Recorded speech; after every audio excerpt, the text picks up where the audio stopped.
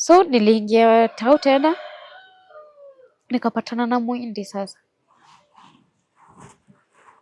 Muhindi ndo alikuwa ameland. Alikuwa amechukua guest tao. Mulipatana aje na Muhindi kwanza? Muhindi aliland, akachukua guest, akatuma soja wa huko kwa guest. Unaona soja wa guest? Yes. Akamwambia nitafute msichana mwenye tutaspend time na yeye usiku yote. So soja ukamko club, ananiona. Ni God tu. Soja ananiambia wewe ndo utafurahisha mtu mwenye ameni tu. Twende. Namuuliza umetumwa na nani? Namwambia mimi kuna mahali naenda. Ananiambia hapana, siwezi kupeleka mahali pabaya. Mimi ni soja. Namwambia ni sawa, lakini twende kwanza nione ni wapi tunaenda. So rooms zilikuwa tu hapo. Ni Ambassador. Tukaingia, Muhindi akaniona akabambika.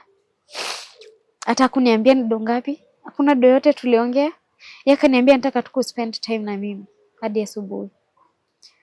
So tuli spend time. Lakini wao naye alikuwa anataka kunyonywa. Mpaka kama. Hii ni kitu shaifanya? Ya kulani. Ya kulanangi.